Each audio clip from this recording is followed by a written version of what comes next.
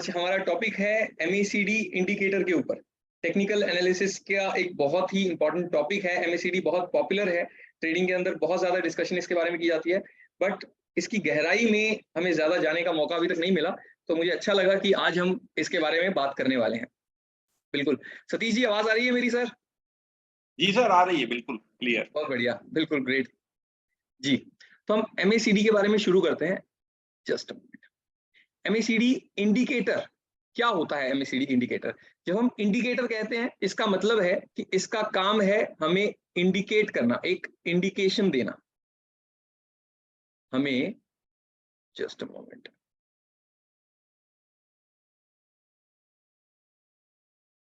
MACD का काम है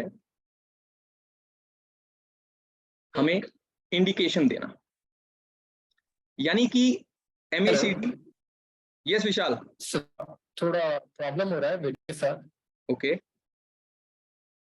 कोई प्रॉब्लम है? एक सेकंड रुकिए आप।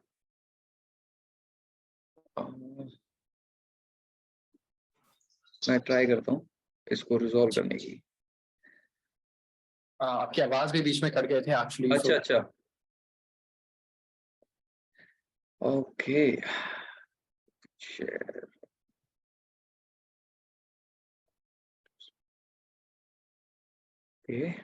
आई डोंट थिंक कि कोई इशू होना चाहिए, बट हम फिर से ट्राई करते हैं।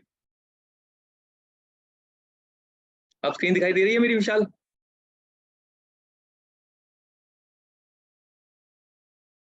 ओके, आंचल जी कह रहे हैं कोई इशू नहीं है, सतीश जी को कुछ इशू आ रहा है साउंड के अंदर। ओके, सो कुछ पार्टिसिपेंट्स को है और कुछ पार्टिसिपेंट्स को प्रॉब्लम नहीं है। तो मैं तो सर मेरी एंड पर ट्राई कर ही रहा हूँ, इंटरनेट कनेक्शन चेक कर रहा हूँ, बट आप लोग से भी मेरी थोड़ी सी रिक्वेस्ट है कि आप लोग भी प्लीज आपके एंड पर भी कुछ इंटरनेट का इशू ना हो, उसको भी जरूर एक बार कंफर्म जरूर कर लीजिए। हाँ, तो विशाल मेरी स्क्रीन अब दिखाई दे रही है आपको? जी सर, ऑडियो भी क्लियर है, तो मैं सतीश जी को कहूंगा कि एक बार प्लीज चेक कर लें, क्योंकि मुझे ऑडियो क्लियर आ रही है। मैं होप कि बाकी okay okay okay okay, great. Samsung SMG कह रहे हैं कि सर आपका ही इंटरनेट स्लो है। बिल्कुल सर, मैं देख रहा हूँ, बट क्योंकि ज्यादातर लोगों को मेरी आवाज क्लियर आ रही है, तो आई अज्यूम कि मेरा इंटरनेट कनेक्शन कुछ ठीक होगा शायद। जी बिल्कुल, बाकी मैं चेक कर रहा हूँ। हाँ बिल्कुल, अमित जी भी कह रहे हैं, जनक जी भी कह रहे हैं, तो मैं मानकर चलता हूँ कि मेजोरिटी को मेरी आवाज आ रही है, तो मेरी आवाज आ रही है। ठीक है विशाल, ठीक है सतीश जी? हाँ, ओके फाइन। तो एमएसीडी, जैसा कि मैं कह रहा था, कि ये हमें एक इंडिकेशन देता है, ये एक इंडिकेटर है। इट इज नॉट प्राइस, ठीक है? ये प्राइस नहीं है, प्राइस को फॉलो करने वाला एक टूल है, ठीक है? एंड प्राइस को फॉलो करने से मतलब हम कह सकते हैं कि ट्रेंड को फॉलो करने वाला भी एक टूल है, जो कि हमें प्राइस की मूवमेंट हो जाने के बाद कुछ सिग्नल्स देना शुरू करता है। यानी कि प्राइस के बेसिस पर हमें एमएसीडी कुछ सिग्नल्स देता है। एंड क्योंकि प्राइस के मूवमेंट के बाद ये हमें वो सिग्नल देता है, थोड़ा सा इनिशियल प्राइस का मूव उसके लिए रिक्वायर्ड होता है, इसलिए हम एमएसीडी को एक लैगिंग इंडिकेटर भी कहते हैं। लैगिंग इंडिकेटर यानी कि विशाल, कि ये प्राइस से थोड़ा सा पीछे चलता है, ठीक है? प्राइस की थोड़ी सी मूव आ जाने के बाद ये हमें इंडिकेशन देनी शुरू करता है, ठीक है? अब एमएसीडी के लिए, एमएसीडी के कुछ इंपॉर्टेंट पार्ट्स होते हैं। टू बी स्पेसिफिक, एमएसीडी के 4 सबसे इंपॉर्टेंट पार्ट्स होते हैं, जिन चीजों को एमएसीडी टूल के अंदर हमें देखना होता है। पहला होता है एमएसीडी लाइन, ठीक है? सेकंड होता है सिग्नल लाइन, अभी हम डिटेल में इनके बारे में जानेंगे। थर्ड होता है zero line, and the fourth one is histogram. ये 4 चीजें होती हैं पूरे एमएसीडी इंडिकेटर के अंदर, जिन्हें हमें देखना होता है। मैंने इसके लिए आपके लिए एक फोटोग्राफ भी इसका निकाला हुआ है। लेट मी सी कि अगर मैं sorry to interrupt, I think आपकी आवाज गई थी बीच में। अच्छा अच्छा, आप सभी को फिर से मेरे ऑडियो के अंदर कुछ इश्यू लग रहा है? प्लीज मुझे अगर आप कंफर्मेशन दे सकें तो। No issue to me. Okay, clear आ रही है आवाज, ओके जो भी क्लियर है। ओके, ज्यादातर पार्टिसिपेंट्स को कोई इश्यू नहीं लग रहा है, मैं फिर भी, क्योंकि हाँ सर थोड़ा सा इशू है। जनक जी जस्ट मुझे आप 1 सेकंड दीजिए, फिर 1 मिनट थोड़ा सा। हाँ, अगर मेरे एंड से कोई प्रॉब्लम है तो मुझे आप सिर्फ 1 मिनट दीजिए, मैं ट्राई करता हूँ। हो सकता है कि मैं इसके अंदर एक बार के लिए लॉग आउट हो जाऊं, बट मैं फिर से ज्वाइन कर लूंगा अगर मैं हो भी जाता हूं तो। सो MACD इंडिकेटर के बारे में हम ये बात कर रहे थे कि इसके 4 सब पार्ट्स हैं जो सबसे जरूरी हैं, जिनको हम अलग अलग पॉइंट्स पर अलग अलग सिचुएशंस में MACD के अंदर देखते हैं। पहला है MACD लाइन, दूसरा है सिग्नल लाइन, तीसरा है जीरो लाइन, और चौथा जो इंपॉर्टेंट टूल है MACD इंडिकेटर के अंदर, उसमें हम कहते हैं हिस्टोग्राम। इनको हम एक एग्जाम्पल के थ्रू देखने की कोशिश करते हैं। ये हमारा MACD इंडिकेटर है, ऊपर प्राइस दिखाई दे रहा है एंड नीचे अलग से ये पूरा इंडिकेटर चल रहा है। इसमें आप देखिए ये चारों पार्ट्स हमें क्लियरली दिख जाएंगे। सबसे पहले ये जो रेड लाइन, जिसको ये सिग्नल लाइन कह रहे हैं, ठीक है, ये रेड लाइन यहाँ पर सिग्नल लाइन है। ये ब्लू लाइन हमारी MACD लाइन है, ये है MACD लाइन, ठीक है। ये जो रेड और ग्रीन जो हमें वॉल्यूम्स जैसे कुछ दिख रहे हैं, इसे हम हिस्टोग्राम कहते हैं, ठीक है। एंड जीरो लाइन यहाँ पर दिखाई नहीं दे रही होगी, तो विशाल इसे हम जीरो लाइन कहते हैं। ये जो बीच में लाइन चल रही है जिससे ऊपर या नीचे ये हिस्टोग्राम जा रहा है, इसे हम जीरो लाइन कहते हैं, ठीक है विशाल। हाँ Vishal, are you able to hear me everybody? Yes, I'm. हाँ, ग्रेट ग्रेट ग्रेट। हाँ, तो यहाँ पर इस टूल के अंदर, यहाँ पर अगर आप ध्यान से देखें तो यहाँ पर 12, 26 और 9 लिखा हुआ है। अभी 12, 26, 9 क्या चीज है? सी MACD के अंदर सबसे पहले अगर हम MACD लाइन की बात करें तो मूविंग एवरेज के कॉन्सेप्ट को हम ज्यादातर लोग समझते होंगे कि प्राइस की लास्ट स्पेसिफिक कुछ दिनों की चलती हुई एवरेज को हम मूविंग एवरेज कहते हैं। यानी कि अगर हम 10 दिनों की मूविंग एवरेज को लेते हैं तो पिछले 10 दिनों के प्राइस की एवरेज से एक वैल्यू निकल कर आती है, और अगले दिन उससे पिछले 10 दिनों की एवरेज के प्राइस की एक पॉइंट निकल कर आता है, उन सभी से मूविंग एवरेज बनती है। तो MACD लाइन जो हम इस ब्लू लाइन की यहाँ पर बात कर रहे हैं, ये लास्ट 12 डेज की मूविंग एवरेज और लास्ट 26 डेज की मूविंग एवरेज के डिफरेंस से निकलती है, ठीक है। ये MACD लाइन, जो ये लाइन हम यहाँ पर ब्लू वाली देख रहे हैं, ये खराब नहीं करना चाहता मैं। और उसके बाद सिग्नल लाइन निकल कर आती है। अब सिग्नल लाइन क्या होती है? ये MACD लाइन की 9 डेज एवरेज होती है, यानी कि इसी MACD लाइन की जो पिछले 9 डेज की एवरेज है उसे हम सिग्नल लाइन कहते हैं, ठीक है। और हिस्टोग्राम क्या होता है? ये जो हिस्टोग्राम यहां पर बन रहा है, ये हिस्टोग्राम इस सिग्नल लाइन और इस MACD लाइन का डिफरेंस होता है कि ये इससे कितना नीचे या कितना ऊपर है। लेकिन ये मुझे ये फॉर्मूला बेस्ड ये वैल्यूज निकल कर आती हैं, लेकिन इसका हमें इतना काम नहीं पड़ने वाला है। ये मैं सिर्फ आपको बता रहा हूं जिससे कि हमें पता लग जाए कि ये निकल कर कहां से आती हैं, ये लाइंस बनती कैसे। बट हमें इन्हें यूज कैसे करना है, इसके लिए हमें जानने की कोशिश करनी है कि MACD के थ्रू हम एंट्री और एग्जिट कैसे कर सकते हैं। हमारे लिए सबसे जरूरी चीज यही है। तो MACD को यूज करके हम 2 तरीके से एंट्रीज और एग्जिट्स डिसाइड कर सकते हैं। पहला तरीका है हम MACD क्रॉस ओवर्स को यूज करें, MACD क्रॉस ओवर्स को यूज करें। और दूसरा तरीका है कि हम MACD डाइवर्जेंसेस को यूज करें। जब हम क्रॉस ओवर की बात करते हैं तो यहां पर हमें MACD लाइन और सिग्नल लाइन इन दोनों की हेल्प लेने वाली है। और जब हम डाइवर्जेंस की बात करते हैं तो यहां पर हमें हिस्टोग्राम का काम पड़ने वाला है, ठीक है। अब हम देखते हैं सबसे पहले कि MACD क्रॉस ओवर के थ्रू हम एंट्री और एग्जिट कैसे डिसाइड कर सकते हैं। पहले अगर मैं एंट्री की बात करूं, विशाल आवाज आ रही है ना मेरी? कई बार ऐसे होता है कि मैं सेशंस के अंदर बोलता जाता हूँ एंड बहुत देर बाद पता लगता है कि मेरी आवाज ही किसी को नहीं आ रही। सर आपकी आवाज क्लियर आ रही है, बस सतीश जी को थोड़ा शायद इशू हो रहा है अभी तो। अच्छा, अभी भी? जी फाइन जी फाइन फाइन, बात हो रही थी। ओके। सबको आवाज आ रही हो, सिर्फ मुझे नहीं आ रही। लोग कंफर्म करते हैं चैट में एक बार। हाँ प्लीज, आप लोग मुझे अगर कंफर्मेशन दे सकते हैं तो बहुत अच्छा होगा। जी सर, आवाज और वीडियो एकदम क्लियर है। आ रही है sir, okay perfectly fine. Satish ji, हाँ सतीश जी ने तो प्रॉब्लम को खत्म कर दिया है, तो मुझे बहुत अच्छा लगा। बिल्कुल, शशांक जी भी कह रहे हैं, तनिष जी भी कह रहे हैं, everything is clear, so very good, great. So let us first try to discuss about the entry through MACD crossovers, ठीक है।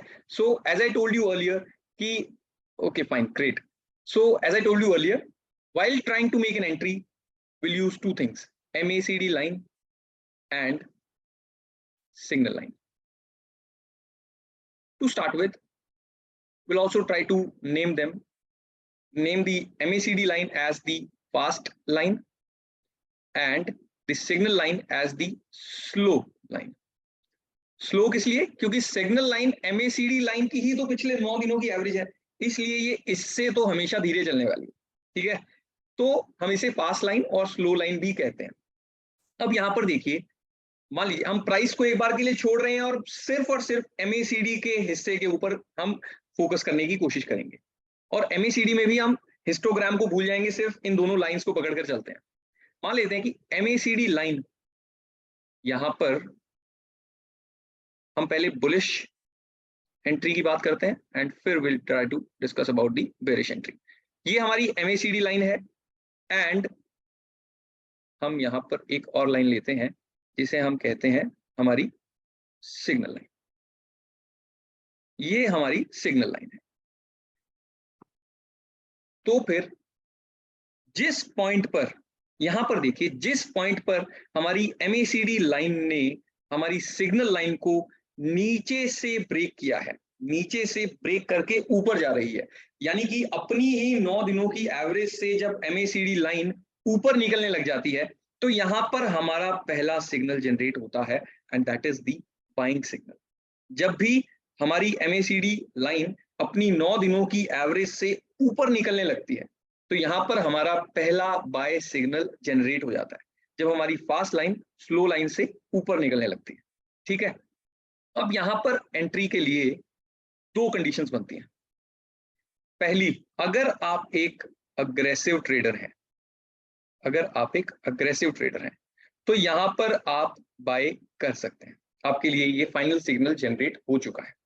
लेकिन अगर आप एक कंजर्वेटिव ट्रेडर हैं, यानी कि आप थोड़ी कॉशियस रहकर ट्रेड करना पसंद करते हैं, तो फिर यहां पर आपके लिए बाय नहीं बना है, आपको एक और सिग्नल का वेट करना है and that is the zero line. Zero line, हम फिर से जीरो लाइन पर चलते हैं। यहां पर देखिए, अगर हमें यहां पर, इसको मैं थोड़ा सा रिमूव करने की कोशिश करता हूं,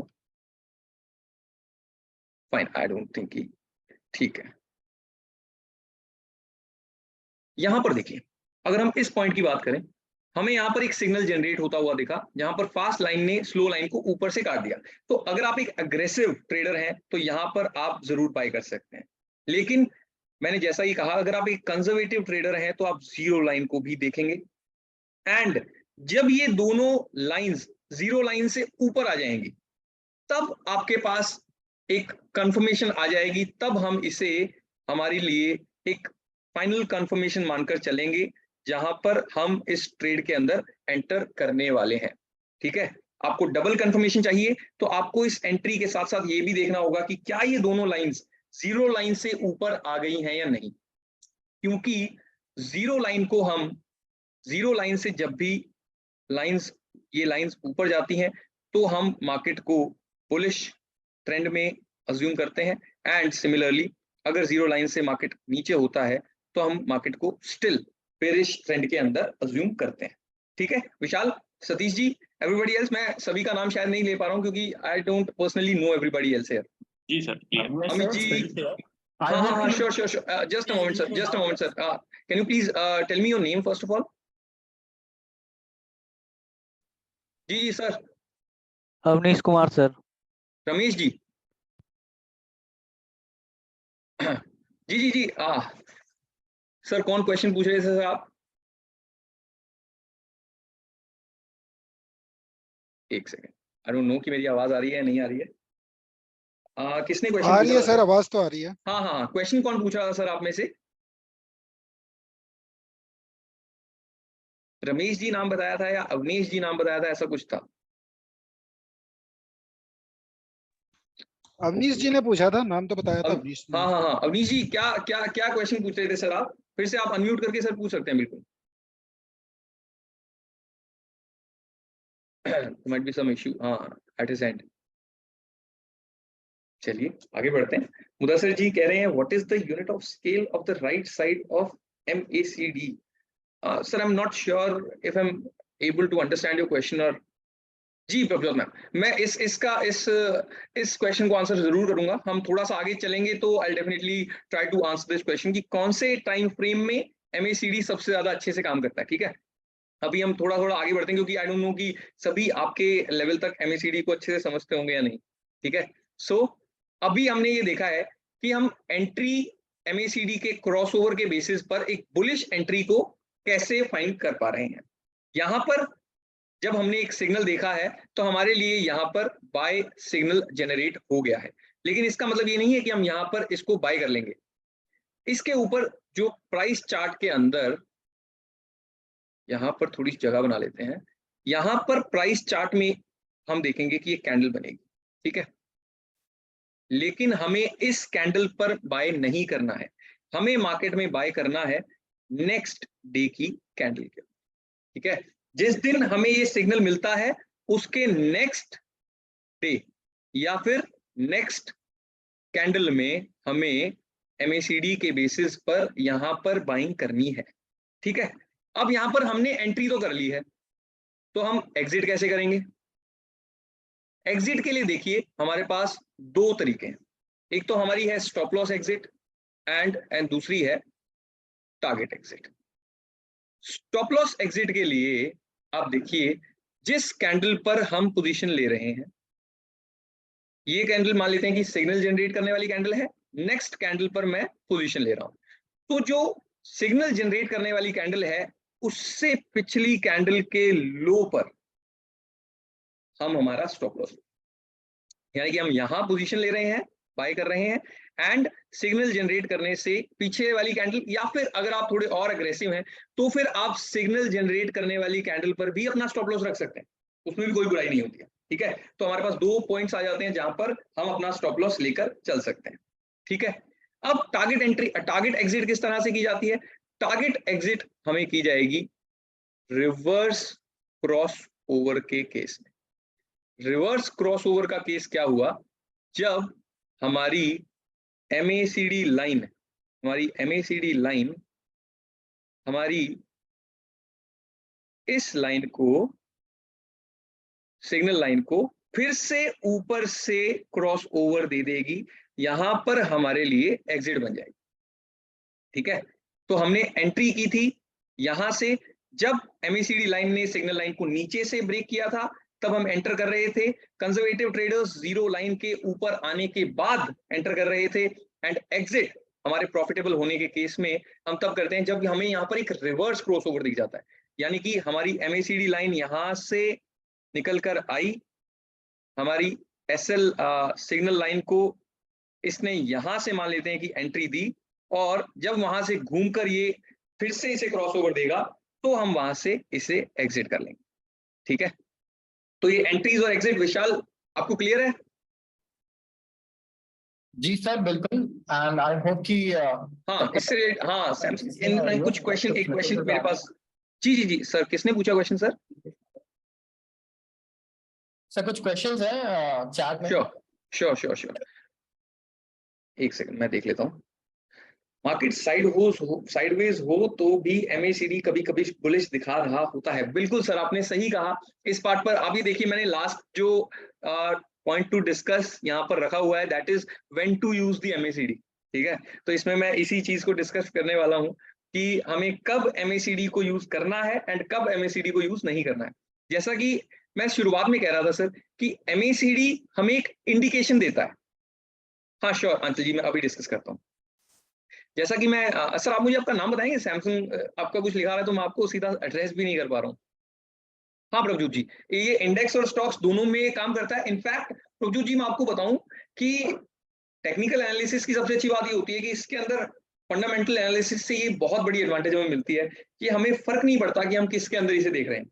आपको एमएसीडी का प्रॉपर यूज अगर समझ में आ गया तो आप चाहे इसे बिटकॉइन में यूज कीजिए, चाहे आप अगर कॉपर में ट्रेड करते हैं तो कॉपर में यूज कीजिए, इंडेक्स में, स्टॉक्स में, कहीं पर भी यूज कर सकते हैं। बस इसे एक स्पेसिफिक सिचुएशन चाहिए जिसको हम यहाँ पर जरूर डिस्कस करेंगे। वो सिचुएशन हमें कहीं पर भी मिलती है तो हम डेफिनेटली एमएसीडी को जरूर यूज कर सकते हैं। ठीक है, और इनफैक्ट लास्ट में हम मार्केट से ही मैं तो कोशिश करूंगा कि इंडेक्स के ऊपर ही एमएसीडी को अप्लाई करके अपनी एनालिसिस को भी निकालने की हम कोशिश करें। ठीक है, तो आई होप कि उससे भी आपको काफी क्लैरिटी इसके बारे में आ जाएगी। हाँ, अंशल जी कह रहे हैं कि हमें एग्जिट के बारे में फिर से बात करनी है। ओके, तो अंशल जी मैं कह रहा हूँ कि एमएसीडी क्रॉस ओवर के बेसिस पर यहाँ पर जब हमने एंट्री ले ली है, ठीक है, तो एग्जिट के हमारे पास दो तरीके हैं, दो सिचुएशंस हैं।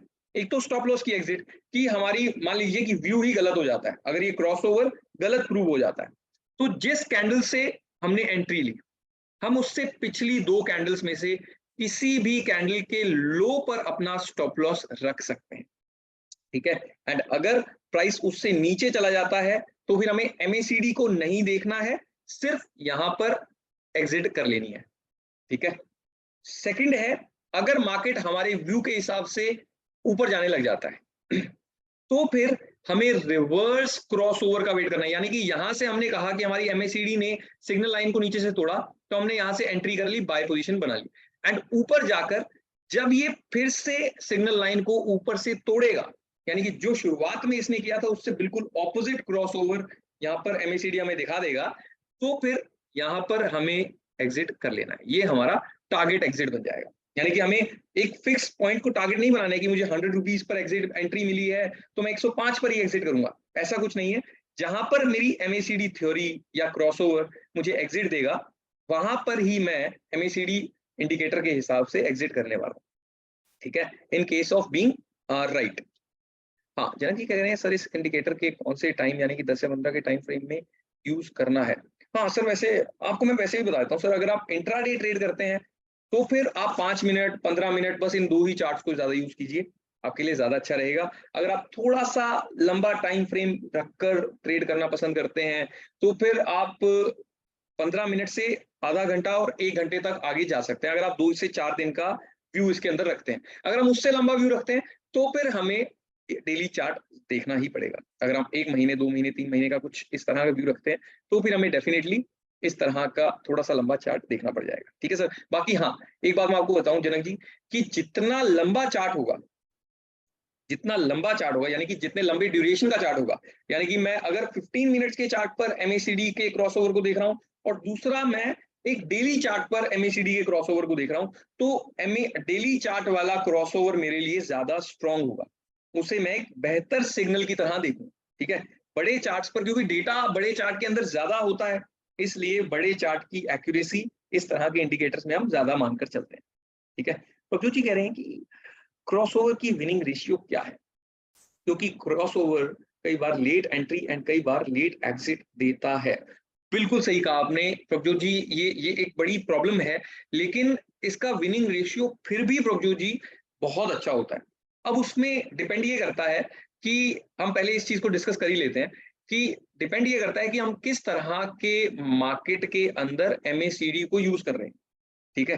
3 तरह के मार्केट होते हैं प्रभु जी, एक होता है range bound market, range bound market, एक होता है वॉलेटाइल मार्केट, और एक होता है ट्रेंडिंग मार्केट, यानी कि मोमेंटम वाला मार्केट, मोमेंटम वाला मार्केट।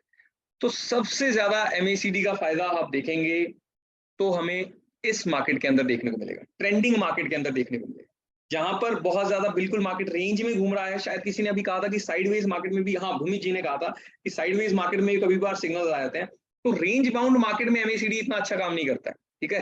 हर तरह का इंडिकेटर, हर तरह की स्ट्रैटेजी, हर तरह का कॉम्बिनेशन हम जो मार्केट में बनाने की कोशिश करते हैं, थ्योरी जो होती है वो एक स्पेसिफिक मार्केट के लिए बनी होती है।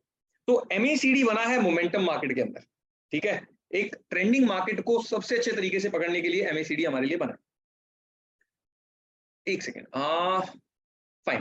भूमि जी ने कहा कि sir which combination use with MACD, मतलब आप किस तरह के कॉम्बिनेशन की बात कर रहे हैं भूमि सर? मैं आप एमएसीडी लाइंस के कॉम्बिनेशन की बात कर रहे हैं या फिर किसी और थ्योरी को साथ में पकड़ने की कोशिश करने की बात कर रहे हैं? मुझे आपको प्लीज आप प्लीज अगर ये एक्सप्लेन कर सकते हैं तो सर इस चार्ट में। हाँ हाँ हाँ जी, आप कुछ बोल रहे थे सर? ओके, मैंने कहा मार्केट कौन सा है यही तो पता नहीं चलता है। ये बात तो प्रभु जी वैसे मतलब पता चल जाता है। वैसे मैं बताऊं तो देखिए, आप अगर निफ्टी की बात करें, ठीक है, तो निफ्टी या बैंक निफ्टी दोनों की, अगर मैं आपसे कहूं कि पिछले 1 महीने से मार्केट किस तरह का चल रहा है, तो हम आराम से बता सकते हैं कि मार्केट रेंज बाउंड है या फिर ट्रेंडिंग है।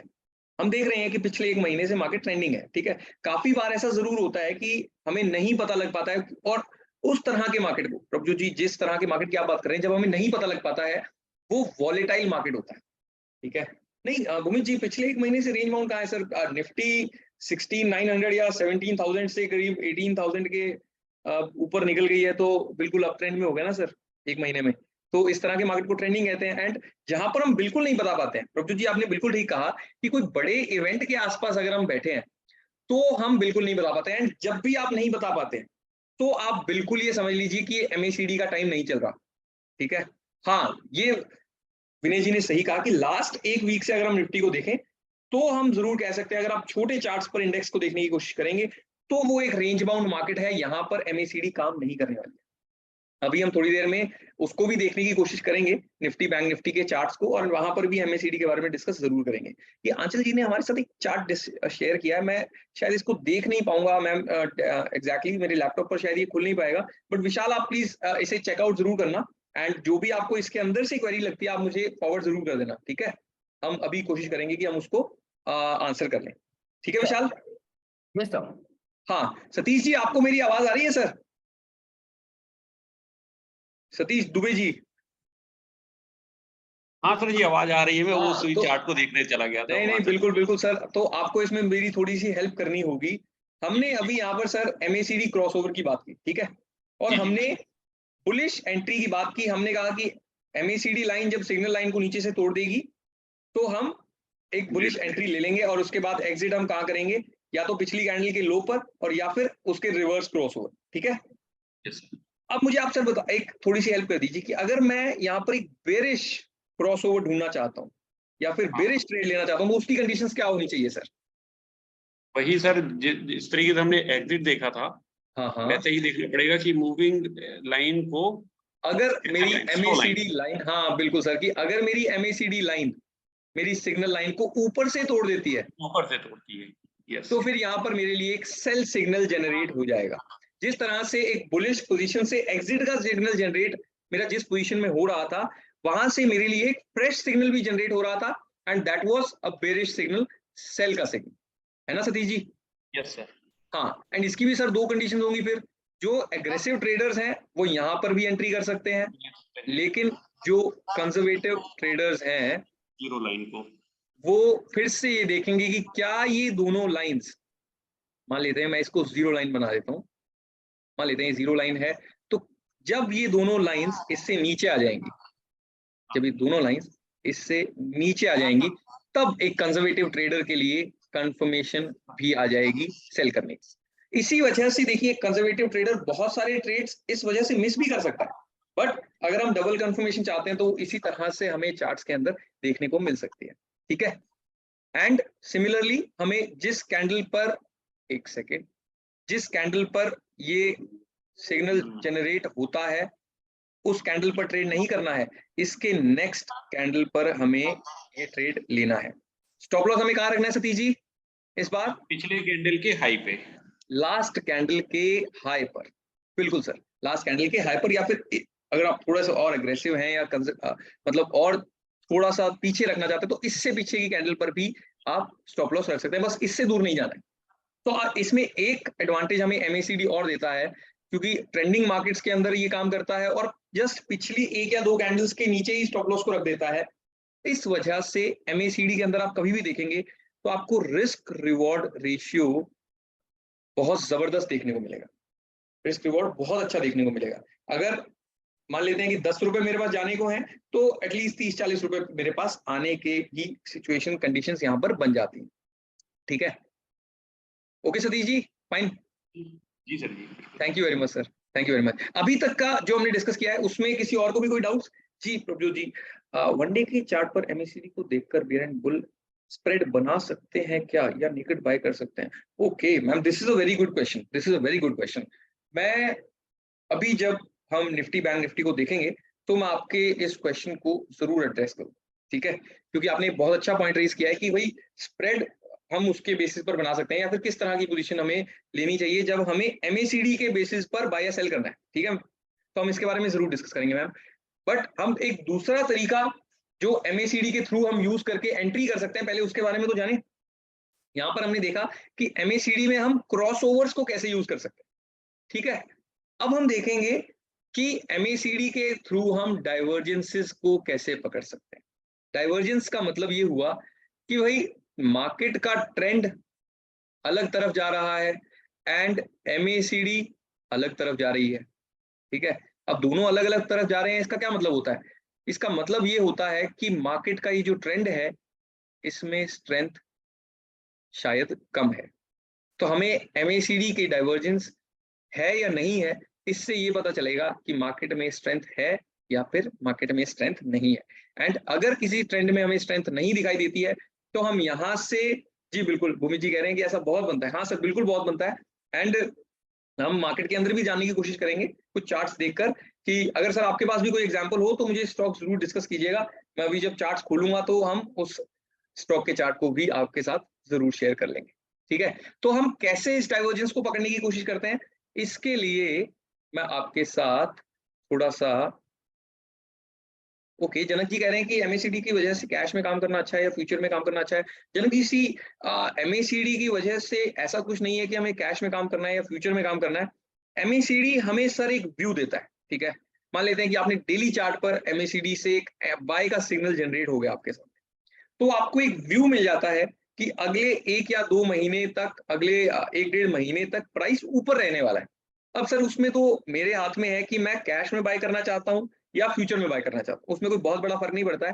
लेकिन हाँ, सेल का सिग्नल जब जनरेट होता है तो फिर MACD में जब सेल का सिग्नल जनरेट होता है जनक सर, तो फिर हमें थोड़ी सी कैश के अंदर प्रॉब्लम आ सकती है, क्योंकि हम शॉर्ट तो वहां पर कर ही नहीं सकते, है ना। तो इसलिए वहां पर थोड़ी सी हमें एक एक क्या कहते हैं, कमी कैश मार्केट के अंदर थोड़ी जरूर देखने को मिल जाती है। बट वैसे MACD का ऐसा कुछ नहीं होता, हम दोनों ही मार्केट्स के अंदर काम कर सकते हैं इसके थ्रू, ठीक है।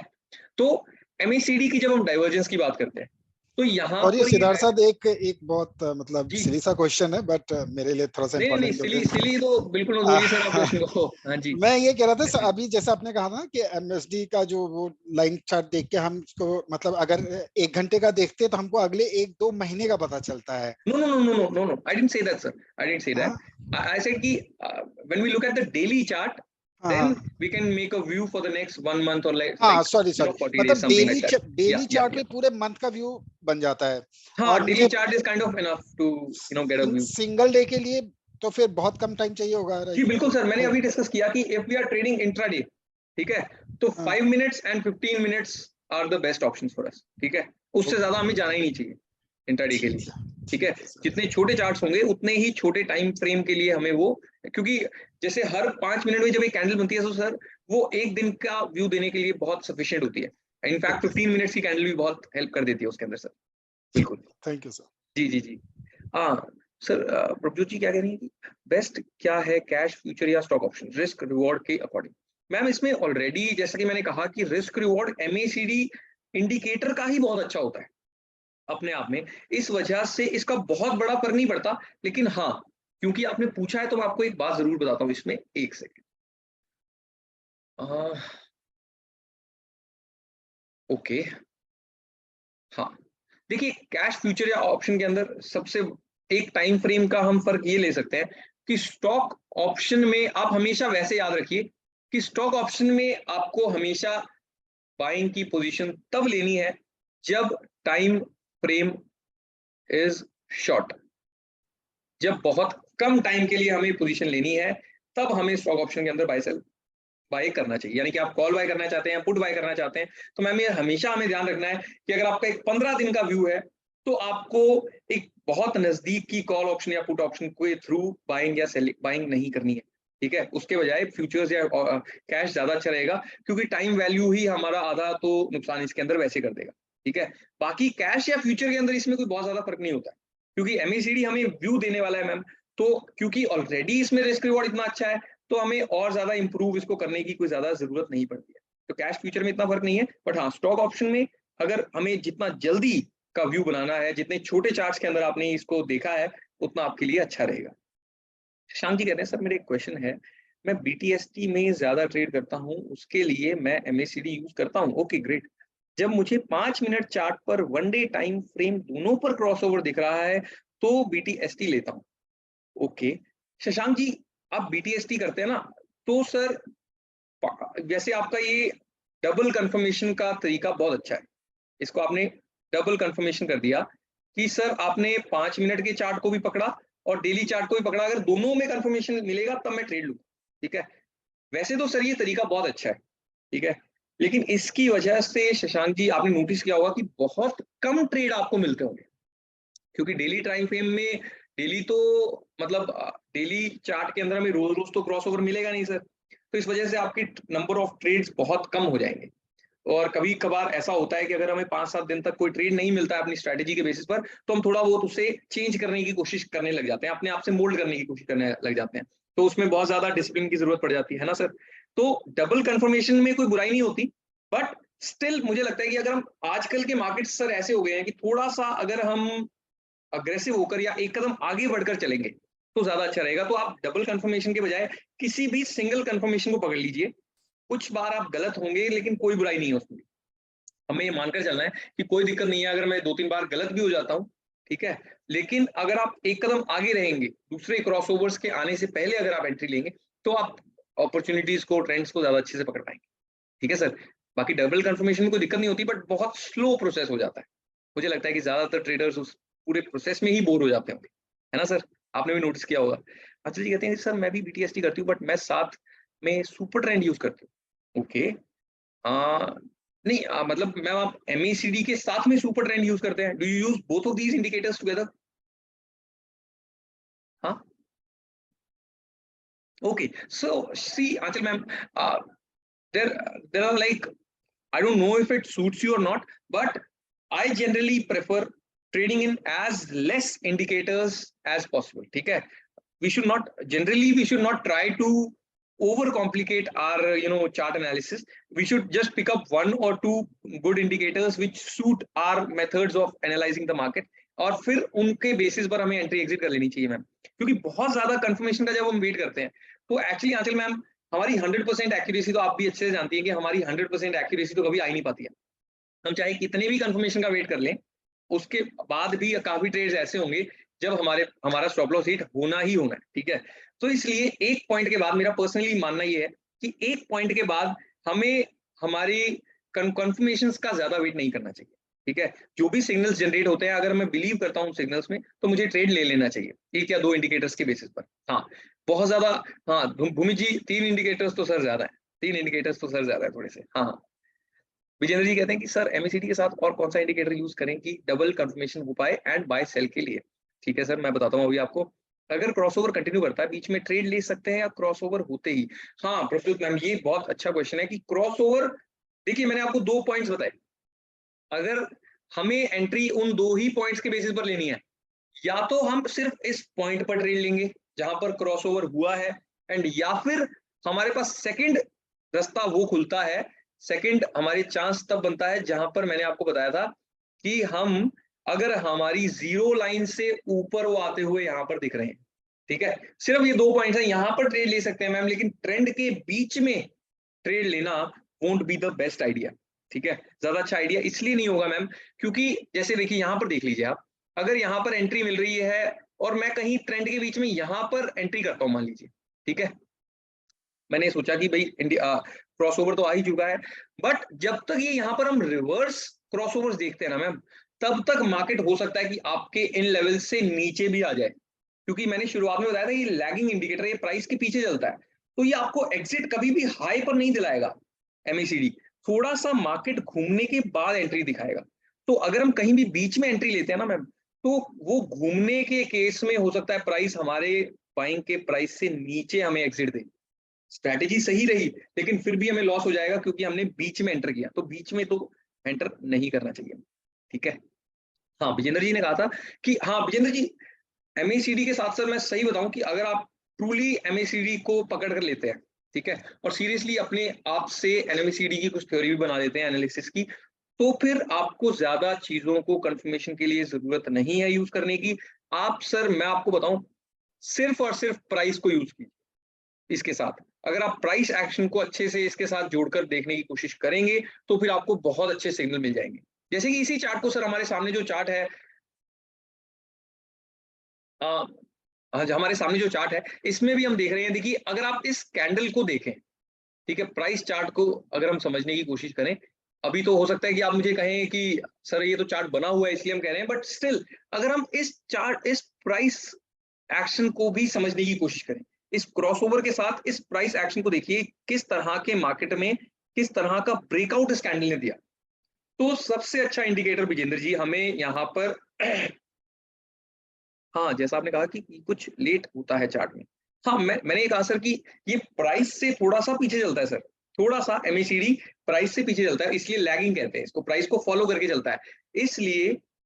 इसलिए हमें सबसे अच्छा कंफर्मेशन विजेंद्र सर जो एमएसीडी के साथ मिलता है, that is the price action.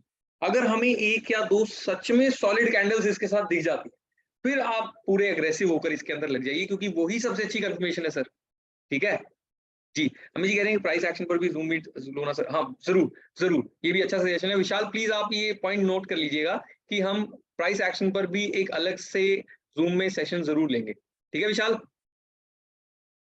Yes sir, definitely मैं नोट कर रहा हूँ चार्ट में जो भी लोगों की क्वेरीज है, ताकि हम डेफिनेटली डिसाइड कर पाए बेटर टॉपिक्स। हाँ डेफिनेटली। तो जो जी कह रहे हैं प्राइस के आगे कौन सा इंडिकेटर है, प्राइस के आगे कौन सा मैं आपकी ये बात समझा नहीं एग्जैक्टली कि प्राइस के, अच्छा कि लीडिंग इंडिकेटर्स कौन से हैं जो प्राइस से थोड़े से आगे चलते हैं। मैम वो कुछ इंडिकेटर्स होते हैं जैसे कि पॉइंट एंड ब्रेक या इस तरह के कुछ इंडिकेटर्स हैं मैम, मैं उसके बारे में अलग सेशन में जरूर डिस्कस करूंगा। जो इंडिकेटर्स अभी की कैलकुलेशन के हिसाब से आगे के लेवल्स बताते हैं, ठीक है।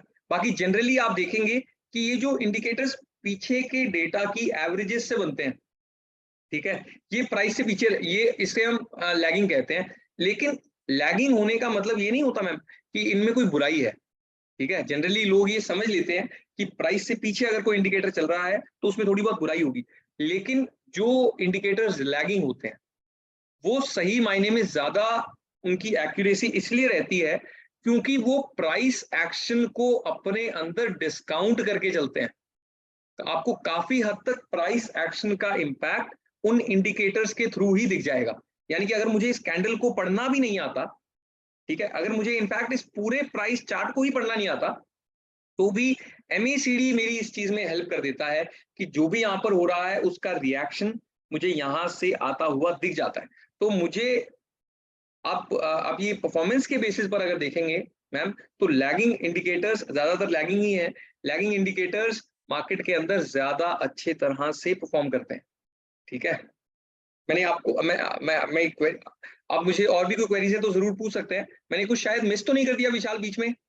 भूमित जी ने एक चार्ट हमारे साथ शेयर किया है। भूमित जी मैं प्लीज देख नहीं पाऊंगा इसको, लैपटॉप के बीच में मेरे शायद ये खुलेगा नहीं चैट बॉक्स से। जी एक्चुअली सर चार्ट्स के कुछ कॉमन क्वेश्चंस हैं, लोग चार्ट्स डाल रहे हैं एमएससीडी लगाकर और वो पूछना चाह रहे हैं कि वो वहां कैसे कैलकुलेट करें कि कहाँ एंट्री करनी कहाँ एग्जिट करनी है। अच्छा ठीक है। मैं तो एक दो प्राइस चार्ट्स खोल लूंगा खुद से, या फिर आप मुझे भूमित जी आप सीधा मुझे बता दीजिएगा कि आपका कौन सा स्टॉक है, हम वहीं पर उसको मेरे यहाँ पर चार्ट्स पर खोल लेंगे and will try to look at the MACD. ठीक है सर। एक और शायद किसी और ने भी हमारे साथ शेयर किया था, हम उसको भी यहाँ पर खोलकर ट्राई कर लेंगे कि एमएसीडी हमें क्या बताने की कोशिश कर। तो आप एक दो स्टॉक्स का एग्जांपल लेके प्लीज समझा दीजिएगा सर। हाँ बिल्कुल, बट मैं एक चीज पहले ये और बताना डिस्कस करना चाहता था टॉपिक आपके साथ। ओके विजेंद्र जी, आंचल जी, दोनों को ही अपोलो हॉस्पिटल्स में इंटरेस्ट है, फाइन, तो हम जरूर अपोलो हॉस्पिटल्स के चार्ट को जरूर देखेंगे। ऐसा कोई इंडिकेटर है जो रियल टाइम में बेनिफिट दे सके, minimum risk. Amit ji actually MACD इसी तरह का एक इंडिकेटर है, क्योंकि यहाँ पर हमें सबसे अच्छी जो एडवांटेज है कि एमएसीडी के अंदर सर रिस्क रिवॉर्ड बहुत बेहतरीन होता है। एंड रिस्क रिवॉर्ड बेहतरीन होने का मतलब ये हो गया सर कि अगर हम 10 में से 5 बार भी सही हैं, तो जब हम सही होंगे तो हमें प्रॉफिट ही इतना ज्यादा हो जाएगा कि छोटे छोटे लॉसेस से हमें इतना फर्क नहीं पड़ेगा। तो इसलिए आई थिंक कि MACD is actually very very performance based, it is a very good strategy and very good indicator. Scalping में भूमि जी इसको actually scalping is kind of a different thing. वो आप समझते हैं कि वो थोड़ा सा स्पीड का काम उसके अंदर ज्यादा है, तो आई एम नॉट श्योर कि एमएसीडी बहुत अच्छे से हाँ, MACD I am not sure कि उसमें बहुत अच्छे से काम करेगा, वो बहुत स्पीड का काम है सर। तो सबसे ज्यादा अच्छे से तो उसके अंदर प्राइस एक्शन ही काम करता है। अब मुझे लगता है कि आपने ये पूछा है तो आप इसके बारे में अच्छे से जानते भी होंगे कि उसके अंदर सबसे अच्छे तरीके से तो हमें जो फिक्स सेटअप्स हम तैयार कर लेते हैं वो ज्यादा अच्छे से काम करते हैं सर। ठीक है, तो हम यहाँ पर बिल्कुल, तो हम यहाँ पर हाँ डाइवर्जेंस की बात कर रहे थे, हमने एंट्री की बात की।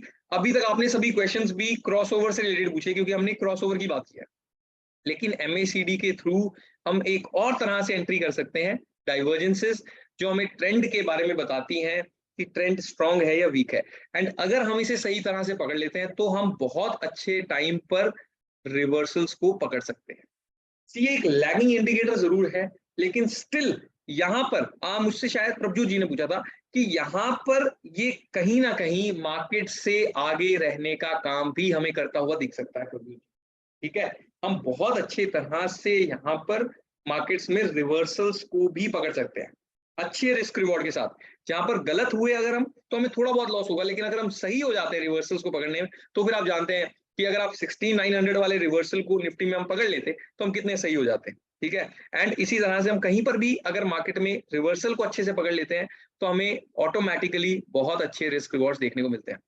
मैं बार बार रिस्क रिवॉर्ड के बारे में बात इसलिए कर रहा हूं MACD में, क्योंकि really MACD has a very very good risk reward ratio. And wherein, जब भी आप किसी स्ट्रैटेजी या किसी इंडिकेटर को देखें तो ये चीज जरूर देखें कि what is the risk reward in that. ठीक है, कि if living everything else behind us, ignoring everything else, if the risk reward ratio in a strategy is very good, then we should definitely try and consider that strategy।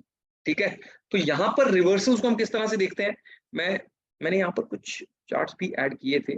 Okay fine, ठीक है, ये देखिए यहाँ पर हम divergences को MACD line, signal line से भी देख सकते हैं और साथ ही साथ हम हिस्टोग्राम से भी देख सकते हैं। यहाँ पर देखिए पहला एग्जाम्पल हमारा, प्राइस यहां से नए हाइज बना रहा है, नया टॉप बनाया, ऊपर गया प्राइस, एंड यहां पर देखिए हमारी जो सिग्नल लाइन, हमारी जो मूविंग ये जो MACD लाइन है ये नीचे जा रही है। प्राइस ऊपर जा रहा था बट MACD लाइन नीचे जा रही थी, यहां से हमें पता चलता है। एंड यहां पर हमें एक कैंडल अगर बेरिश सिग्नल दिखाती हुई दिख जाती है, एक कैंडल, ठीक है, तो फिर हम इस रिवर्सल को मानकर चल सकते हैं कि मार्केट यहां से घूमने के लिए तैयार है। सिमिलरली अगर हम यहां से देखने की कोशिश कर रहे हैं, देखिए मार्केट लोअर लोज बना रहा है, लोग यहां पर बेरिश हैं, बट हमारे यहां पर हम देखकर पता लगा सकते हैं कि हमारी MACD लाइन हायर लोज बना रही है, ये उल्टा चल रही है हमारे मार्केट के ट्रेंड से। इसका मतलब है कि इस ट्रेंड में स्ट्रेंथ कम है। ठीक है, और यहां से मार्केट एक अच्छी कैंडल बनाता है तो हम रिवर्सल को पकड़ सकते हैं। ठीक है, ये तो था हमारी MACD लाइन, सिग्नल लाइन को यूज करके हम जो पकड़ते हैं। इसके अलावा हम सबसे अच्छे तरीके से अगर इसको पकड़ना चाहते हैं हमारे रिवर्सल्स को, तो हमें हमारा हिस्टोग्राम उसके अंदर हेल्प करता है। यहाँ पर देखिए वही कहानी है, मार्केट नीचे जा रहा है, लोअर लोज बना रहा है, लेकिन यहाँ पर पहले नीचे जाता हुआ अचानक से जब यहाँ पर हिस्टोग्राम घूमा, यहाँ का बॉटम, यहाँ के बॉटम से नीचे है, अगला बॉटम ऊपर बन रहा है, इसका मतलब यहाँ पर इस ट्रेंड को घूमने के सिग्नल्स हमें मिलने शुरू हो जाते हैं। इसी तरह से एक बेरिश अगर मैं रिवर्सल ढूंढने की कोशिश करूं, डाइवर्जेंस ढूंढने की कोशिश करूं, तो जैसे ही यहाँ पर एक हायर टॉप बनता है, फाइन जी, बिल्कुल भूमि जी, थैंक यू वेरी मच, बहुत अच्छा लगता है सर इस तरह के जब हम मैसेजेस को पढ़ते हैं, हमारी टीम पूरा दिन रात इसी चीज की कोशिश करती है। So thank you very much, बहुत अच्छा लगा सर मुझे ये कि आपको प्रॉफिट हुआ, thank you very much sir. तो ये देखिए अगर यहाँ पर हायर टॉप बना, ट्रेंड यहाँ पर बुलिश था, लेकिन हमारी हिस्टोग्राम ने हमें बताया कि यहाँ पर तो एक डाइवर्जेंस बन रही है सर, तो यहाँ पर हमें एक बड़ी कैंडल, इसको भी हम देखें तो यहाँ पर एक बड़ी कैंडल बनी जो कि हमें बेरिशनेस का सिग्नल दे रही है, हम यहीं पर एंट्री कर सकते हैं। ठीक है, और ये हमें बहुत अच्छे रिवर्सल्स के सिग्नल देता है। अब एंट्री के बाद यहां पर भी एग्जिट की कहानी हमारी सेम रहने वाली है। पहला अगर हम गलत हो जाते हैं तो स्टॉप लॉस हमें लास्ट जो भी हम अगर बेरिश कैंडल की बात करते हैं, बेरिश टर्न अराउंड की बात करते हैं, अगर हम यहाँ पर पोजीशन ले रहे हैं तो हमें इसके पिछली कैंडल के हाई पर स्टॉप लॉस रखना है। एंड अगर हम बुलिश, एक सेकेंड, बुलिश को मैं ग्रीन कलर से बनाता हूं, अगर हम एक बुलिश पोजीशन ले रहे हैं तो फिर इससे पिछली कैंडल के लो पर हमें स्टॉप लॉस हमारा रखना है। तो स्टॉप लॉस देखिए कितना छोटा है, एंड टारगेट अगर हमारा रिवर्सल सही हो जाता है तो फिर हमें बहुत बड़े टारगेट्स इसके अंदर अच्छे से रिसीव हो सकते हैं। यहाँ पर देखिए कितनी बड़ी मूव इस चार्ट के अंदर हमने आती हुई देखी है। लेकिन ये फिर से कब होता है, जब मार्केट, हम एक ट्रेंडिंग मार्केट को पकड़ पाते हैं। आप एक चीज इसमें सोचिए कि अगर मैं MACD के थ्रू 10 में से सिर्फ 4 या 5 बार इस तरह के मार्केट्स को पकड़ पाता हूँ, एंड प्रभुजी जी कहती हैं जैसे कि हम हर बार बता ही नहीं पाते हैं कि ये रेंज बाउंड मार्केट है या वॉलेटाइल मार्केट है या ट्रेंडिंग मार्केट है। तो अगर मैम आप 10 पोजीशंस लेती हैं एंड उसमें से आप सिर्फ 4 या 5 बार ये बात पकड़ पाती हैं MACD के थ्रू कि एक ट्रेंडिंग मार्केट है, बाकी बार हम गलत हो जाते हैं और वॉलेटिलिटी या फिर रेंज बाउंड होने की वजह से हमारे स्टॉप लॉसेस हिट हो जाते हैं, तो भी आप देखेंगे कि आपका ओवरऑल प्रॉफिट बहुत अच्छा निकलेगा। क्योंकि MACD में लॉस सिर्फ हम पिछली 1-2 कैंडल्स के लोज के ऊपर निकल जाते हैं, एंड प्रॉफिट हम अच्छे से रन कर पाते हैं। ठीक है, एंड एग्जिट हम इस केस में भी फिर से, जो अगर हम सही चले जाएंगे तो आप देखेंगे कि MACD लाइन और जो सिग्नल लाइन है वो भी हमारी ही डायरेक्शन में आने लग जाएंगी, जिसकी वजह से एग्जिट हमें उसके बाद में फिर से रिवर्स क्रॉस ओवर्स पर लेनी है। जैसा कि मैं पहले कह रहा था, रिवर्स क्रॉस ओवर्स पर हमें एग्जिट लेनी है पहले की तरह। एग्जिट के स्टाइल्स हमारे लगभग सेम है, बस एंट्री हमें रिवर्स, हमें जो हमारे डाइवर्जेंसेस हैं और क्रॉसओवर्स हैं वो एंट्री के लिए अलग अलग पॉइंट्स देखना सिखाते हैं। सो विशाल, इज दिस क्लियर? ये मैंने बताया कि हम कैसे क्रॉसओवर्स को और हमारी डाइवर्जेंसेस को अलग अलग तरह से यूज कर सकते हैं MACD के थ्रू मार्केट में एंट्री लेने के लिए। जी विशाल, आवाज आ रही है मेरी? यस सर, परफेक्टली आ रही है। आई थिंक अब मैं सतीश जी, आपको भी मेरी आवाज आ रही है सर? यस सर, क्लियर आ रही है। हाँ, ग्रेट। मैं सबको पकड़ लेता हूँ कि कौन कौन हमारे साथ यहाँ पर बैठे हैं। आदर्श जी, आरव जी, आकांक्षा जी, आंचल जी, अमेय जी, अमित जी, अंकुर जी, अनुभव जी, मैं सबके नाम शायद नहीं ले पाऊंगा, दिनेश जी, कपिल जी, मुदासिर जी, जनक जी। प्लीज किसी को भी कोई क्वेरी हो, डाउट हो तो प्लीज आप जरूर feel free to throw them away at me. And अगर ये क्लियर हो चुका है तो प्लीज आप एटलीस्ट इस चीज की कंफर्मेशन मुझे चैट बॉक्स में जरूर दे दीजिए कि जो जो हमने अभी तक डिस्कस किया है दैट इज डेफिनेटली क्लियर। हाँ, किसी ने हैंड रेज किया है मुझे। आदर्श जी, यस सर, आप प्लीज अनम्यूट करके पूछ सकते हैं सर क्वेश्चन आप। एक सेकेंड। ओके, आदर्श जी ने कहा great, fine fine fine fine. Kapil ji thank you very much, Adarsh ji thank you very much, Vijendra ji thank you, Vinay ji thanks, Anchal ji thanks, fine. Abhishek ji, Sunil ji, Tanish ji, Vinay ji, Yogesh ji, Shubham ji, everybody sir please. बिल्कुल योगेश जी, थैंक यू। कोई भी डाउट्स हो तो जरूर मुझसे पूछिए, हम यहाँ पर बैठे हैं 1 घंटा और बैठे रहेंगे अगर आपको क्लियर नहीं होंगे डाउट्स। मुतासर जी, आपने क्या पूछा है कि MACD की राइट साइड का स्केल क्या है? मैं ये समझ नहीं पाया सर क्वेश्चन, आप फिर से आप प्लीज अगर रिफ्रेम कर सकें। सर राइट साइड में जो है कुछ नंबर्स लिखे हुए हैं, 0, 100, -200। एक सेकंड मैं देख लेता हूँ सर। ये इस कहाँ पर देखा सर आपने? जो एक्चुअल MACD की जो चार्ट है, अच्छा कोई भी, हाँ सर, ये उसमें जो देख ही वैल्यूज है ना, सकते हो। ये सर वैल्यूज आप हिस्टोग्राम की देख रहे हैं एक्चुअली। ठीक है, हिस्टोग्राम जैसा मैं आपको बता रहा था ना, ये सिग्नल लाइन और जो हमारी MACD लाइन है उसका डिफरेंस है। ठीक है, तो ये हिस्टोग्राम की वैल्यूज हैं जो कि हमें नेगेटिव और पॉजिटिव दोनों में दिखाई दे सकती है, क्योंकि MACD लाइन जितना नीचे है सिग्नल लाइन से, अपनी एवरेज से वो कितना नीचे है या कितना ऊपर है वो हमें दिखाने की कोशिश कर रहा है बस। जी, मतलब ठीक है, उससे, क्लियर है, थैंक यू, हाँ, क्लियर है। उससे मतलब हमें, उससे प्रैक्टिकली रूटीन में हमें इतना काम नहीं पड़ेगा, बट स्टिल हाँ कि वो वैल्यूज हिस्टोग्राम की वैल्यूज हैं। ठीक है सर। जी मुदासिर जी, ओके, सो लगभग सभी को, Dinesh ji thank you, okay, Adarsh ji बोल नहीं पाएंगे उसमें, okay, I do understand it, fine. Sunil ji thank you very much. मैं आपके साथ मेरी स्क्रीन शेयर कर लेता हूँ, हाँ स्क्रीन तो ऑलरेडी शेयर की है, तो मैं मेरे एक चार्ट शेयर करना चाहूंगा जिसके ऊपर हम विशाल, मेरे ये चार्ट आपको दिखाई दे रहे हैं यहाँ पर? यस सर, आई होप सबको दिख रहा हो।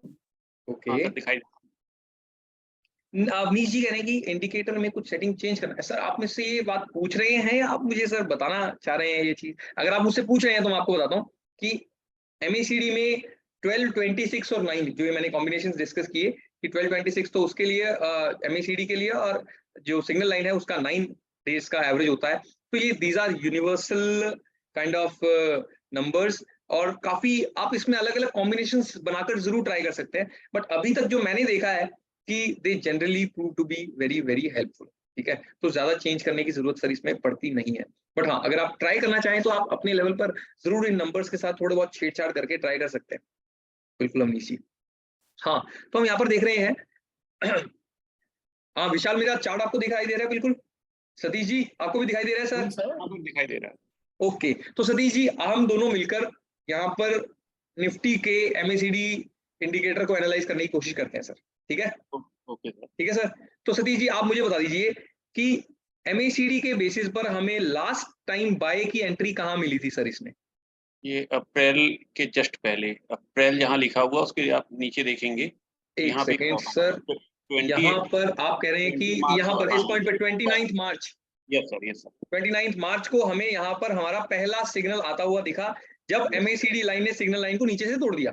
ठीक है, यस तो यहाँ पर हमारा पहला सिग्नल जनरेट हुआ। हम बाय कहाँ करते हैं सर? इसके नेक्स्ट डे की कैंडल पर, है ना? कैंडल पे, इस yes, कैंडल पर जो ये बहुत बड़ी कैंडल बनी है जहां पर 280 पॉइंट्स मार्केट पॉजिटिव रहा। पॉजिटिव रखा है, yes, ज्यादातर लोग इस दिन बाय करने से डरते क्योंकि मार्केट करीब 250 पॉइंट से ज्यादा तेज है। ठीक है, लेकिन हमारी एमएसीडी ने यहाँ पर फिर भी बाय का सिग्नल हमें दे दिया। दे दिया, ठीक है सर, तो हम यहाँ पर बाय करके चल सकते थे। स्टॉप लॉस हमारा होता है यहाँ पर इस कैंडल के नीचे। इसके नीचे, ठीक है, उस समय लगता है कि ये स्टॉप लॉस शायद बड़ा हो सकता है। ठीक है, yes, लेकिन अगर हम एमएसीडी के साथ रहते तो फिर देखिए सर किस तरह की मूव निफ्टी ने हमें दिखाई है। एंड फॉर्चुनेटली ये एक ट्रेंडिंग मार्केट निकला, yes, है ना सर? yes, जी प्रभु जी, आप जैसे कह रहे थे कि हम इतनी बार ट्राई करते हैं, हमें जैसे कि यहाँ पर पिछली बहुत सारी बार हमें बहुत अच्छे से एमएसीडी से हेल्प नहीं मिली होगी, लेकिन जहां पर भी देखिए आप एक बड़ा ट्रेंड एमएसीडी के थ्रू हम पकड़ पाते हैं, जहां पर भी वहां पर हमें बहुत जबरदस्त मूव पकड़ने को मिल जाती है ना सतीश जी? बिल्कुल, यहाँ पर बिल्कुल, देखिए हमारी एग्जिट की थ्योरी के हिसाब से सर हमें एग्जिट कहाँ करना है सतीश जी? यही पर यहाँ पर आपने या इसको तो सर या तो हम यहाँ पर स्टॉप लॉस रखेंगे इस कैंडल के नीचे। ठीक है, yes, हाँ, और दूसरा थ्योरी था कि हमारी एमएसीडी वापस क्रॉसओवर कब देगी, क्रॉस ओवर देगी तब, है ना? लेकिन अभी तक अगर हम देखें सतीश जी तो क्रॉसओवर तो अभी तक नहीं आया। अभी आया नहीं है, yes, तभी से लेकर मतलब 16900 वाले से जो मूव आया था। yes, हाँ सर, ये क्या कह रहे हैं शशांक जी, क्या कह रहे हैं सर? यहाँ सेम एग्जांपल भी है जहां ट्रेंड नीचे तो आ रहा है लेकिन एमएसीडी ऊपर है। सर ये कौन से रीजन की बात कर रहे हैं आप, मुझे स्पेसिफिकली बता सकते हैं कौन से टाइम पीरियड की बात कर रहे हैं आप?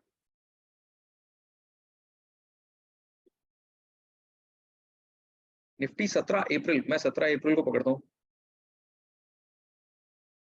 17 अप्रैल, क्रॉस नहीं हुआ हाँ है, हाँ हाँ सर देखिए, लेकिन आप हाँ मैं समझ गया आपकी बात। आप कह रहे हैं कि यहाँ पर प्राइस थोड़ा सा नीचे आ रहा है ना, लेकिन एमएसीडी ऊपर है। हाँ तो ये बिल्कुल आपने सही कहा कि इस चीज का भी एग्जांपल है कि हमें एग्जिट अभी नहीं करना है। यहाँ पर हमने एंट्री ली हुई है। जो लोग यहाँ पर सोचेंगे हमें एग्जिट लेनी है, वो सिर्फ अपने एमएसीडी को ध्यान रखे, और जब तक क्रॉसओवर नहीं मिलता है हमें छोड़ना नहीं है। तो यहाँ पर भी क्रॉसओवर मिला है नहीं है, इसका मतलब जिन लोगों ने यहाँ पर एमएसीडी के बेसिस पर एंट्री ली हुई है, 1000 पॉइंट से ज्यादा की मूव आने के बाद भी एमएसीडी उन्हें कह रहा है कि अभी आप प्रॉफिट बुक मत कीजिए। ठीक है, लेकिन अब मैं सतीश जी अगर आपको कहता हूं सर कि मैं तो फ्रेश पोजीशन लेना चाहता हूं, हाँ, ठीक है सर, तो आप मुझे ये बता दीजिए कि यहां से मैं फ्रेश पोजीशन क्या लूं? ठीक है, मुझे तो सर मैं हाँ इसी टाइम फ्रेम कम कर ले तो शायद कुछ दूसरा नहीं सिग्नल नहीं नहीं नहीं सर, मैं कुछ माना फुराना नहीं चाहता उसमें, सिर्फ यहाँ से ही ये देखना चाहता हूँ इसी चार्ट में, क्योंकि हमने इसी चार्ट में ये एनालिसिस किया है। तो कंटिन्यूएशन तो हमने देख लिया, लेकिन फ्रेश पोजीशन के लिए क्या व्यू मुझे बनाकर चलना है? वेट, आदर्श जी कह रहे हैं कि वेट करिए। एक तो तरीका ये है कि वेट करें, दूसरा तरीका क्या है आदर्श जी? दूसरा तरीका ये है सतीश जी कि हमने जो दूसरी एनालिसिस की थी अमेश जी भी कहते हैं कि क्रॉसओवर का वेट कीजिए, बिल्कुल अमेश जी आपकी बात ठीक है, लेकिन अमेश जी, आदर्श जी, एक चीज हमने और डिस्कस की, हॉरिजॉन्टल तो अभी लाइन। तक क्रॉसओवर को देखा, लेकिन अब हमें डाइवर्जेंस को भी तो देखना चाहिए सर, है ना? ये तो हमें उसके बाद डिस्कस करना चाहिए कि भाई वेट करना है या नहीं करना है, उसके बाद डिसाइड करेंगे हम। हाँ वैसे तो ये भी सही है कि नीचे क्रॉस करेगा तो हम सेल कर देंगे, वो भी तरीका अच्छा है, लेकिन सर आप एक और चीज नोटिस कीजिए, हमने डाइवर्जेंस डिस्कस की थी, इसका Yes, मतलब है ये ऊपर जा रहा है, यानी कि 13 अप्रैल से आज तक मार्केट ऊपर गया है ओवरऑल अगर हम देखें, ठीक है। हाँ हाँ लेकिन सतीश जी हम यहाँ पर हिस्टोग्राम को देखें तो ये तो यहाँ से नीचे आ रहा है, ठीक है, आ रहा है, तो एक रे देखिए सर रिवर्सल का हमने सिग्नल रिवर्सल कर रहा ये, है। हाँ तो यहाँ से तो सर हमें दिखाई दे रहा है कि कहीं ना कहीं अब थोड़ी सी मार्केट के अंदर गड़बड़ होनी शुरू हो चुकी है शायद, हो चुकी है ना, कि जितनी स्ट्रेंथ यहाँ थी उतनी स्ट्रेंथ अब यहाँ बाय करने में नहीं है ना आदर्श जी? नहीं, आदर्श जी तो मुझसे एग्री करते हैं, है ना? Yes sir. तो इसका मतलब थोड़ा थोड़ा हमें चिंता के सिग्नल्स मिलने शुरू हो चुके हैं। अब हमें यहाँ से एंट्री के दो बातें हैं, या तो हमें ये क्रॉसओवर फिर से मिले, और या फिर हमें एक बड़ी कैंडल, जैसा कि मैं Yes. आपसे कह रहा था, एक बड़ी कैंडल या कोई भी ऐसी कैंडल जिससे हमें इस चीज की कंफर्मेशन मिल जाए थोड़ी सी कि रिवर्सल अब शुरू हो सकता है, उसका वेट करना है, ठीक है। यस और मैं आपको एक चीज और बताऊं, जब भी सतीश जी वो कैंडल बनेगी, जी जिस भी दिन वो कैंडल हमें दिख जाएगी, उस दिन हमें यहाँ पर भी वो क्रॉसओवर बनता हुआ दिख जाएगा, अच्छा ओके है ना?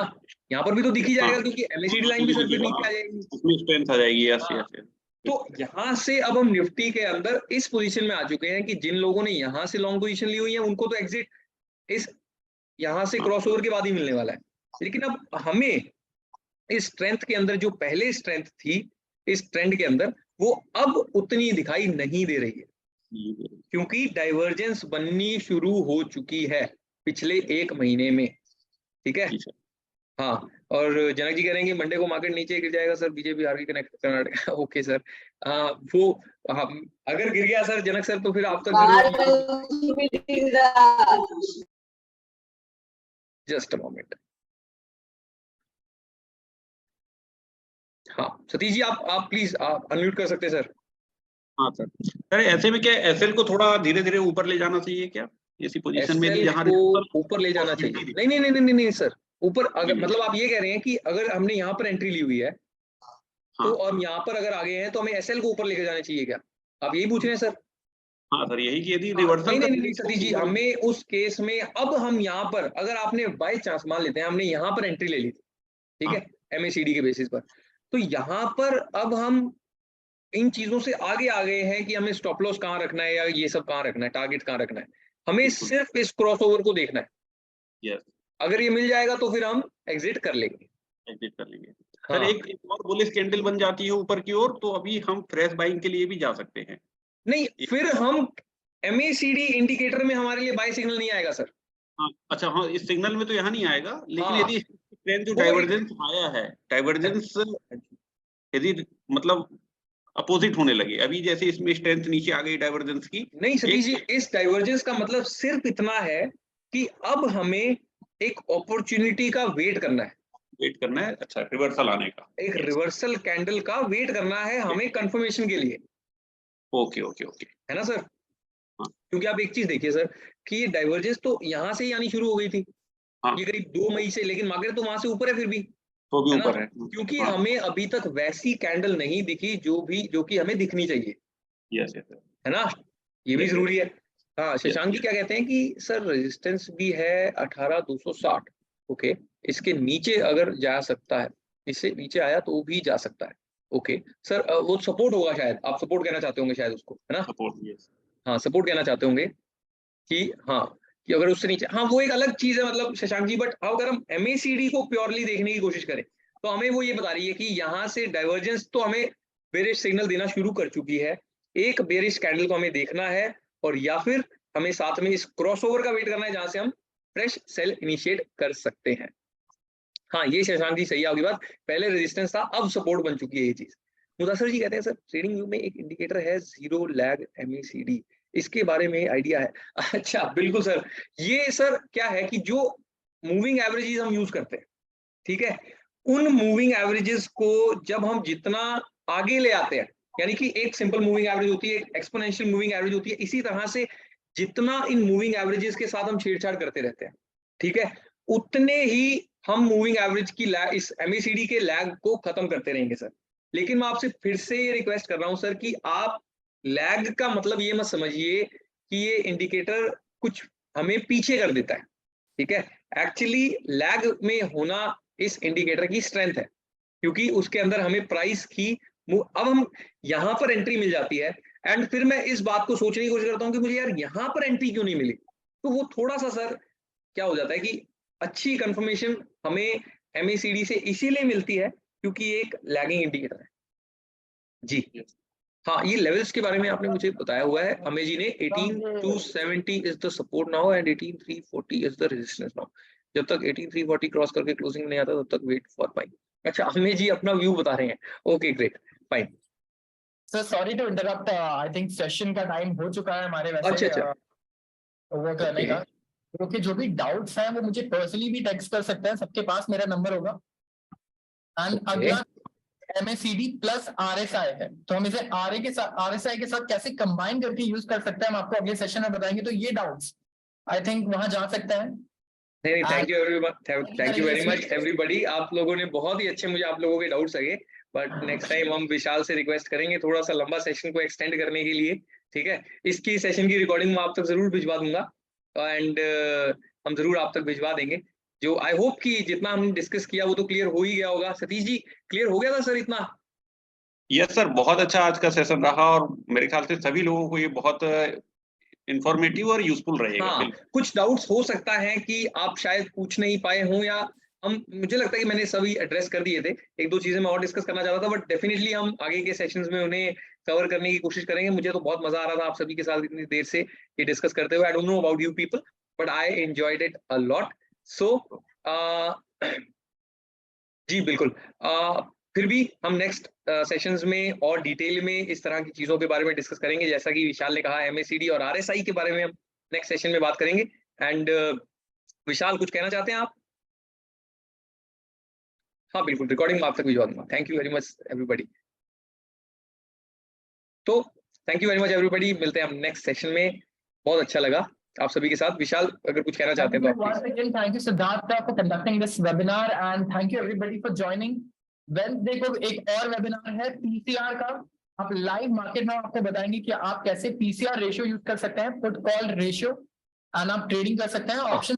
ये बहुत इंटरेस्टिंग सेशन होगा। हम लाइव मार्केट में PCR को पढ़ने की कोशिश करेंगे। थोड़ा सा आपसे लाइव मार्केट में टाइम निकालेंगे, आपका टाइम लेंगे, और हम देखेंगे कि मार्केट डेटा के साथ साथ PCR हमें क्या बताने की कोशिश कर रहा है, ठीक है। एंड आपके डाउट्स भी जरूर उसके अंदर जो भी होंगे हम लेंगे, ठीक है। Thank you Adarsh ji, thank you Tanish ji, thank you Sunil ji, Anchal ji, thank you Amej ji, thank you very much. अब ओप्पो A7 आपका नाम आ रहा है सर, मैं आपका नाम नहीं पता लगा पा रहा, बट रिकॉर्डिंग आप तक जरूर हम भिजवा देंगे। तो thank you very much everybody, मिलते हैं हम नेक्स्ट सेशन में। बहुत अच्छा लगा। Thank you Anil ji, thank you very much.